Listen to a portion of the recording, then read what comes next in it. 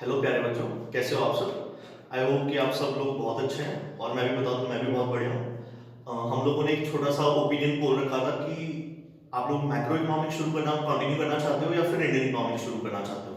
तो most of the students जो थे उन्होंने कहा कि सर मैक्रो इकोनॉमिक्स को कंटिन्यू करिए।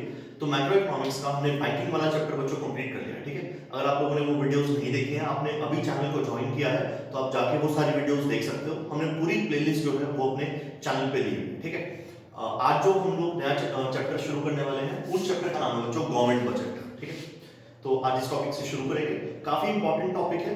आपको साथ साथ मैं ये भी बताऊंगा आने वाले वीडियोस में कि इस चैप्टर में से कौन से क्वेश्चंस इंपॉर्टेंट है, किस तरीके से क्वेश्चंस एग्जाम में पूछे जाते हैं, ठीक है। तो पूरा आपकी बोर्ड की तैयारी आपने कैसे करनी है इस चैप्टर से, आपको हर एक चीज का मैं एग्जैक्ट तरीका बताऊंगा, ठीक है। चलिए फिलहाल हम ये बजट होता क्या है इसका मतलब समझना शुरू करते हैं। गवर्नमेंट बजट का मीनिंग तो हम 2 मिनट बाद डिस्कस करेंगे, पहले तो बजट का मतलब समझिए, ठीक है। एक सिंपल एग्जांपल से समझते हैं। देखिए फॉर एग्जांपल बच्चों, एक फैमिली है जिसका नाम है फैमिली एक्स, ठीक है। इस फैमिली के हेड है मिस्टर एक्स।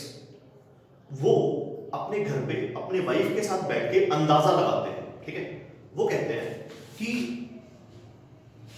ये जो आने वाला साल है ना 2020-21, इस पूरे साल में मैं ऐसा मान रहा हूं कि मेरे बिजनेस से, उनका एक बिजनेस है, ठीक है। तो वो कहते हैं कि मैं ऐसा मान रहा हूं कि मेरे बिजनेस से मुझे इस साल 3 लाख रुपए की कमाई होगी, ठीक है। तो उन्होंने अंदाजा लगाया आने वाले एक साल में कि मुझे इस साल अपने बिजनेस से 3 लाख रुपए की कमाई होने वाली है। बच्चों ये सिर्फ एक अंदाजा है, सही भी हो सकता है और थोड़ा गलत भी हो सकता है, ठीक है। अच्छा, साथ साथ वो अपनी वाइफ के साथ बैठ के ये अंदाजा भी लगाते हैं कि आने वाले पूरे एक साल में उनके खर्चे कहां कहां होने वाले हैं, ठीक है। तो वो अंदाजा लगाते हैं जैसे कि उनका फूड वगैरह पे 50,000 रुपीज पूरे साल में खर्च होने वाले हैं, ठीक है। उनके हाउस रेंट पे 60,000 रुपीज खर्च होने वाले हैं। उनके लेट्स से बच्चों के एजुकेशन पे लेट्स से 40,000 रुपीज खर्च होने वाले हैं।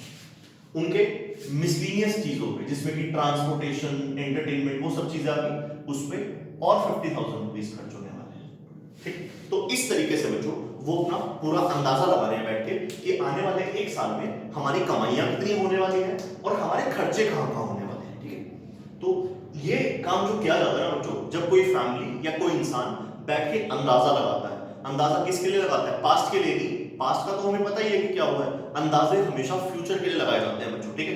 तो जब भी आप ये अंदाजे लगाने का काम करते हो, आप रिसिट्स के अंदाजे लगाते हो कि मुझे कमाई कितनी होगी, और आप खर्चों के अंदाजे लगाते हो कि मुझे खर्चे कितने होंगे मेरे, तो इस चीज को बजट बनाना बोलते हैं बच्चों, ठीक है। तो बजट और कुछ नहीं है, बजट एक स्टेटमेंट है बच्चों। ये देखिए आपने एक स्टेटमेंट बनाई है, ये कोई खाता तो है नहीं, कोई अकाउंट तो है नहीं, ये एक स्टेटमेंट है, ठीक है। एक बक्सा है सिंपल। तो ये एक स्टेटमेंट है जिसमें हमने अंदाजा लगाया है किस चीज का, कि आने वाले टाइम में, आने वाले एक साल में हमारी कितनी कमाइयां होने वाली है और हमारे कितने खर्चे होने वाले हैं, ठीक है। तो ये मतलब होता है बच्चों बजट का।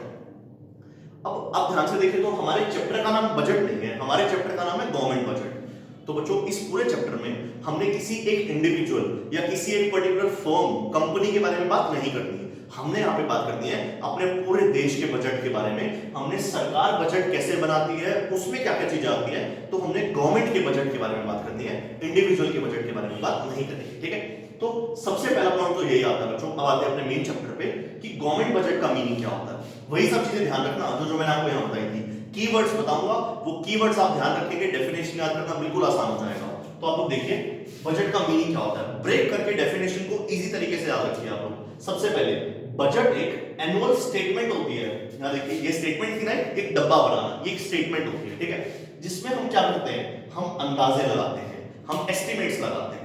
बजट एक स्टेटमेंट है जिसमें हम अंदाजे लगाते हैं। किस चीज के अंदाजे, आने वाले पूरे साल में हमारी कितनी कमाइयां होंगी और कितने खर्चे होंगे।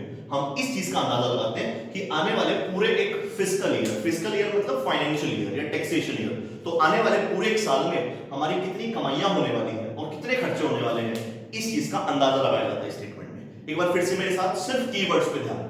बजट क्या होती है, एक स्टेटमेंट होती है जिसमें क्या करते हैं, अंदाजा लगाते हैं। किस चीज का अंदाजा, कि आने वाले एक साल में हमारी कमाइयां कितनी होंगी और हमारे खर्चे कितने होंगे, हम इस चीज का अंदाजा लगाते हैं बच्चों बजट के अंदर, ठीक है। तो ये 4 कीवर्ड्स हैं जो आपने ध्यान रखना है, ठीक है। ओके, तो ये हमारा बजट का मीनिंग हो गया। हम सेकंड पॉइंट पे आते हैं बच्चों कि बजट बनाता कौन है।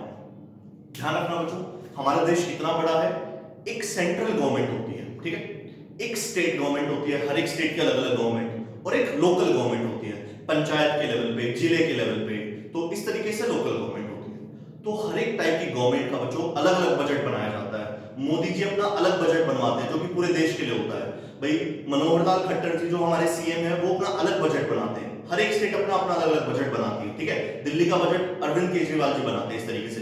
तो सब स्टेट्स अपना अपना बजट बनाती है, ठीक है। और जो हमारे सारी की सारी जो डिस्ट्रिक्ट्स हैं या गांव हैं उनके बजट्स अलग से बनाए जाते हैं। तो अब ध्यान रखना, बजट बनाने का काम सेंट्रल लेवल पे भी होता है, स्टेट लेवल पे भी होता है और लोकल लेवल पे भी होता है, ठीक है।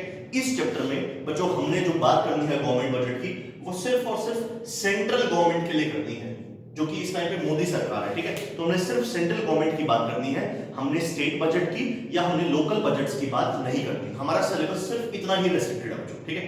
तो अगले क्वेश्चन का मेरे साथ आइए कि ये बजट कौन प्रेजेंट करता है। आप ध्यान रखना बच्चों, ये बजट जो है ये जो भी हमारे फाइनेंस मिनिस्टर होते हैं, जो हमारे वित्त मंत्री होते हैं, वो प्रेजेंट करते हैं। कब प्रेजेंट करते हैं, ये छोटी छोटी बातें हैं, 1 मार्क के लिए आप ध्यान रखना, इनको एग्जाम में पूछ सकते हैं। और जो आपके बोर्ड के एग्जाम से पहले जो आपके वाइवाज होंगे 10 मार्क के, उनमें भी इस तरीके के क्वेश्चन पूछ लिए जाते हैं। जो एक्सटर्नल टीचर्स आते हैं वो आपसे ऐसे क्वेश्चन पूछते हैं आपकी नॉलेज टेस्ट करने के लिए।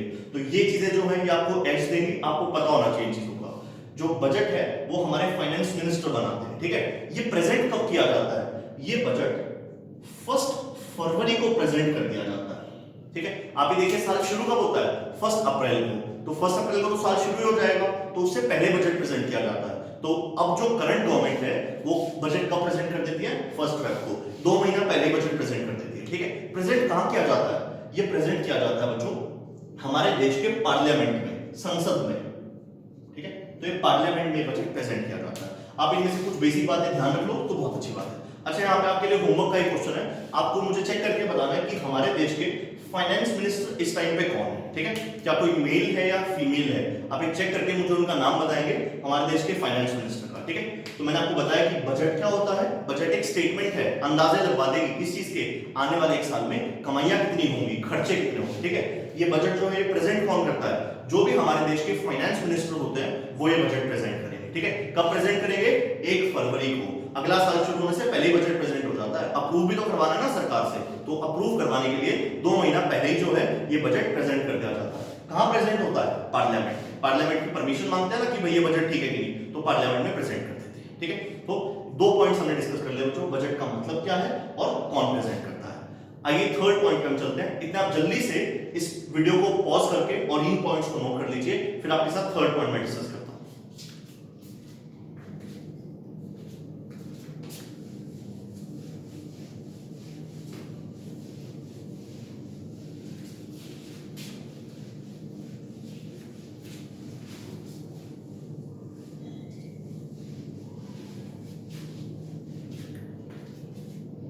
हाँ जी बच्चों, मैं उम्मीद कर रहा हूं कि आपने दोनों पॉइंट्स नोट कर लिए हैं। अब आते हैं अपने थर्ड पॉइंट पे। बच्चों यहां से चैप्टर का मेन काम शुरू होता है, जो एग्जाम में आने वाला पोर्शन है ना, वो यहां से आपका इंपॉर्टेंट पोर्शन शुरू हो जाता है। तो आप पूरा ध्यान लगाइए अपने यहाँ पे जी। तो मैंने क्या बताया, बजट क्या होती है, एक स्टेटमेंट होती है। चलो एक रफ सी स्टेटमेंट बना लेते हैं, ठीक है। ये स्टेटमेंट क्या दिखाएगी, ये स्टेटमेंट दिखाएगी कि आने वाले 1 साल के अंदर हमारी कमाइयां कितनी होने वाली हैं, जिसको हम रिसीट्स कह सकते हैं। हमारी कमाइयां कितनी होने वाली है और हमारे खर्चे कितने होने वाले हैं, जिसको हम अपने एक्सपेंडिचर्स कह सकते हैं। तो ये बजट है और कुछ नहीं, ठीक। तो अब हमने अगले थर्ड पॉइंट में क्या बात करनी है, हम इस रिसीट्स के बारे में जानेंगे पूरा डेप्थ में कि रिसीट्स क्या होते हैं, कितने टाइप के हैं, उनके क्या मतलब हैं, क्या एग्जांपल हैं। तो अब जो हमारा अगला फोकस होगा वो रिसीट्स पे होगा। जो रिसीट्स के बारे में इन डेप्थ पूरी बात हम करेंगे, फिर उससे अगला क्या करेंगे, फिर उसके बाद हम एक्सपेंडिचर्स के बारे में इन डेप्थ पूरी बात करेंगे, ठीक है। तो मेरे ख्याल से आपको क्लियर है, इस पूरे चैप्टर में हमने 2 हिस्सों में इस चैप्टर को बांट दिया।